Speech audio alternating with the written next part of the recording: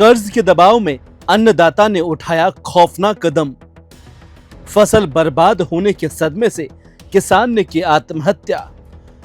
अतिवृष्टि से चौपट हुई फसलें, कर्ज में डूबा अन्नदाता। 25 बीघा जमीन किराए पर लेकर कर रहा था खेती। आज सुबह जब हम अखबार पढ़ रहे थे, उस अखबार में एक खबर थी, एक किसान ने आत्महत्या की है। जब उस खबर को पढ़ा तो सोचा कि इसके नेपथ्य में जाना चाहिए और इसकी जांच करनी चाहिए कि क्या कारण रहे होंगे कि किसान ने आत्महत्या जैसे कदम उठाए। हम इस समय बारा के पिपलोदा में हैं और यहाँ इटावा कस्बे में मौजूद हैं, जहाँ कल एक किसान ने आत्महत्या की। उनका परिवार यहाँ मौजूद है, उनसे बात करेंगे। उनके बेटे हैं यहाँ। क्या नाम है भैया आपका? रविंद्र कुमार। रविंद्र, आपके पापा ने आत्महत्या का कदम उठाया, तो कितनी जमीन है आपके? हमने 25 बीघा जमीन कर रखी है मुनाफे में, जो रखी है किराए पे। मतलब बट में ले रखी उधार? हाँ, मतलब किराए पे ले रखी है। वो तो वापिस 1 साल के लिए फसल हो या कुछ भी हो तो पैसे देने हैं और जमीन करनी है। तो क्या हुआ था? सोयाबीन हो रही, सोयाबीन नहीं हुई। फिर उसके बाद सरसों की, वो सरसों भी गल गई। 2 दिन की वर्षा हुई थी, वो अधिक अभी 2-4 दिन पहले हुई थी, जो उसमें खत्म हो गई। तनाव की 5-6 दिन से तनाव चल रहा था। कितने पैसे में वो जमीन आपने किराए पे ले रखी थी और कितना पैसा लागत में वहाँ लगा था? कितना नुकसान है इस परिवार को? 20,000 रुपये बीघे में जमीन ले रखी थी और वो बीज के गए, खाद, ट्रैक्टर की इकाई उड़ाई थी, ये सब थे। और वही तनाव था और क्या, जो उन्होंने कर लिया। और अब वो तो घर पे आए, जो यहाँ उल्टे उल्टे करने लगे तो वहाँ ले गए। कर्जे पे पैसा लेकर आपके पिताजी खेती करते थे। कितना बड़ा आपका परिवार है? परिवार में कौन कौन है? और क्योंकि मजदूरी करते थे, लगातार मेहनतकश व्यक्ति वो थे। किसानी कोई आसान काम नहीं है। किसान है जो देश के लोगों का पेट भरता है। तो किस तरह की परेशानियों का सामना करके वो किस दौर से गुजर रहे थे जो आत्महत्या जैसा कदम उनको उठाना? परेशानी है तनाव। सोयाबीन नोई आज आपने काम कर रहे जो कोई पूरी न कर रही हो तो क्या मतलब, तनाव ये आओगा आदमी का। सरकार बड़े बड़े दावे करती है कि किसानों को फसल बीमा का योजना का लाभ देते हैं, किसानों की आय दुगनी करती है। आप लोगों को मिला किसी तरह का? सरकार सभी सब नहीं मिल रहा, पर वो तो जी मल गई, जी ने मल गई, जी का जमीन से जी ने मतलब वो रेंट आड़ा थोड़ी मतलब, वो तो जी ने जमीन से जी की खुद की खातादार वन मतलब से, वो और कोई ने थोड़ी मतलब से, वो तो जी की जमीन से जी का खाता में आओ से। कितने पैसे का कर्जा पिताजी पे था? कर्ज तो यही जो भाई जमीन का और ये खेती बाड़ी में ही था। और 20,000 रुपए महीने सालाना? 20,000 रुपए बीघा। और कितनी जमीन थी? 25 बीघा। 25 बीघा तो 5 लाख रुपया सालाना जो किराया जमीन का था। उसके अलावा बीज का पैसा होता है। उनका काम वो उनको ही पता है, वो उनको ही तो ज्यादा जानकारी, वही करते थे। हम तो दोनों फसलें खराब हो गई। आया कोई सरकारी नुमाइंदा आप लोगों के टोले? सरकारी नुमाइंदा तो कुछ नहीं है, और बस क्या, सरकारी आदमी या कोई नेता मदद के लिए सामने आया? कोई भी नहीं है सरकारी तौर। कुछ लोग और हैं, इनसे भी बात करेंगे। जगदीश जी के क्या लगते हैं आप? साला जी। आप भी किसान हैं? क्या परिस्थितियां रही होंगी जगदीश जी? अरे खेती मार गांव में कर रखी है ना। मैं रायदल का रहने वाला हूँ। हमारा शादी वही खेती कर रखी है, पर हम वही जब वहाँ तो 100% मतलब 99% माइनस में। एक भी बीघा में मान 40 बीघा में सोयाबीन वो चुका। 70-80 बीघा टाम मैंने भी जो रखी है, पर जल हुई है। सोयाबीन एक दानों भी कोई ना। सरसों हो रही, ये सरसों भी हो रही तो वो पानी बरस गयो। बार नोड़ता है कि बाद में बारिश यहाँ में 3 नोड़ता में अब बने भी कौन जम पूर्ण लीजिए ना। कहाँ भी खेती रह कहीं हो रही कहीं हो रही तो यह होता है। अब बने भी माने भी याद कोई नहीं चीज की भाई आत्म तनाव आ जाओ या हो जाएगी। ये चीज ही ना तो मांगते हैं बताई नहीं, यहाँ घर लागते हैं बताई। बताता तो फिर ये चीज होती थोड़ी, तो आपने पता तो भाई ये चीज वो बाड़ी तो आपने थोड़ी वो बात देता। ये चीज पीछे एक दिव्यांग माँ छोड़ के गए हैं, एक बच्चा है, परिवार है।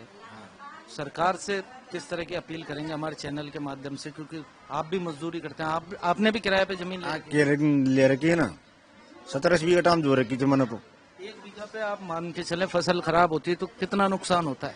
मतलब यूँ मान लो था, मतलब 20,000 रुपया, 20,000 रुपया जोड़ लेता तो गुणा कर लियो, 20 से 20 गुणा कर लियो। किराए का दुगना नुकसान। हाँ, दुगना नुकसान है। जब प्राकृतिक आपदा आती है तो फसल का मुनाफा भी खत्म होता हाँ, मुनाफा देनो ही जू तो उसको मतलब वो तो कह रहा है, वो तो दे चुका मान लो। अब DAP च दवाएं च कोई आपने बीज 5,000 रुपये 7,000 रुपये में तुम बीज की सरसों आपने ले जाना बाहर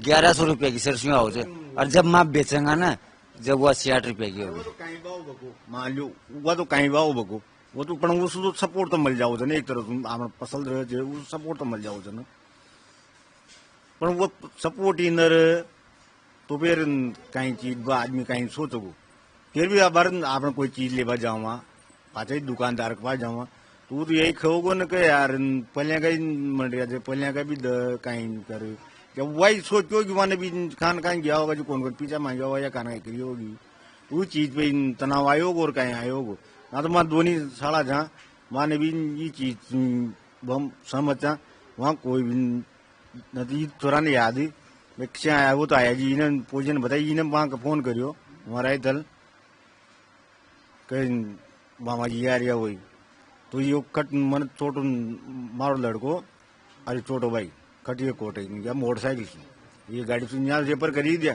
एम्बुलेंस भी ये चल गया, ये कट मोटरसाइकिल सुन कोट गया, अब ये तो वहीं चल वो तो कहा लगी सुनी लिया, वही को काम जब कहीं करा। ये आपको लगता है सरकारी सिस्टम किसी तरह की मदद आपको के परिवार करेगा? वो तो अब पता क्या, अब होगी जो देखेंगे आगे, अब वो तो हो ही गया, अब वो तो होने वाला है, तो अब क्या होगा, जो होगा जो देखा जाएगा। अब क्या तो आप देखें, ये है किसान परिवारों की स्थिति।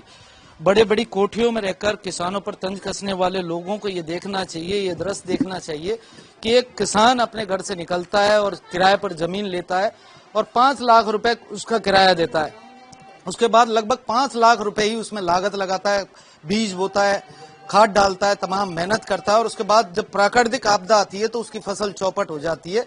इतना निडर व्यक्ति जो बाहर निकलकर खेती किसानी की हिम्मत करता है, उस आदमी को इस तरह का फैसला लेना पड़ता है कि वो अपनी जीवन लीला समाप्त करना ज्यादा उचित समझता है इस जलालत वाली जिंदगी के बजाय।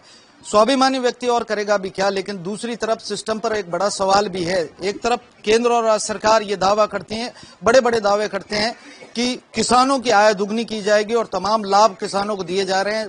कृषि मंत्री किरोड़ीलाल मीणा को हम लगातार सुनते हैं, प्रदेश के अलग अलग कोनों में वो जाते हैं और किसानों के हित की बात को उठाते हैं और कहते हैं कि हमारी सरकार किसानों के साथ है। लेकिन आप इस पिपलोदा में इस जगदीश प्रजापत के घर को देखिए, एक दिव्यांग माँ पीछे छोड़ के गए हैं, एक बेटा उनके पास है और उनकी एक धर्मपत्नी है जिसके आंसू सूख नहीं रहे और सिस्टम का कोई आदमी उन आंसुओं को पूछने अभी तक इस परिवार के पास नहीं आया है। रिपोर्ट भारत लगातार ऐसी जगहों पर जाकर ग्राउंड रिपोर्ट दिखाता है और किसानों की बात हो, मजदूर की बात हो या आम आदमी की बात हो, लगातार लोगों के आंसू पहुंचकर सिस्टम तक उस आवाज को पहुंचाने की कोशिश रिपोर्ट भारत की ओर से की जाती है। इसी मुहिम में हम सरकार से ये कहना चाहेंगे कि इस गरीब परिवार के लिए भी आगे आकर कोई आर्थिक मदद करें और देखें कि जो किसान लगातार पूरे देश में जिस तरह की स्थिति है, NCRB की रिपोर्ट की बात करें तो लगातार देश में करीब 10,000 लोग किसान हैं जो आत्महत्या का कदम उठा लेते हैं।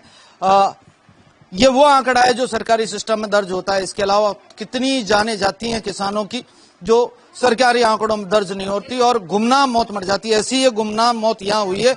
लेकिन आपसे ये जरूर हम कहना चाहेंगे, मुख्यमंत्री भजनलाल शर्मा अगर इस खबर को देखें या सरकार का कोई बड़ा नुमाइंदा देखे तो इस परिवार के पास आकर इसको कोई आर्थिक मदद करें और दूसरी तरफ किसानों की जो परेशानी है उनको सिस्टम में समझकर ऐसी कोई पॉलिसी सरकार तैयार करे, क्योंकि लगातार तमाम आयोग बनते हैं, तमाम बातें होती हैं, तमाम चर्चाएं होती हैं और फिर जब कोई बड़ी घटना होती है तो मीडिया की सुर्खियों में आती है, तमाम देश में उसकी चर्चा होती है। लेकिन नेपथ्य में जब जाते हैं तो तमाम चर्चाएं भ्रष्टाचार की बेड़ चढ़ जाती हैं और सरकार और अधिकारी मिलकर फिर उसी मुहिम में लग जाते हैं जिस मुहिम को वो पहले से करते आ रहे हैं।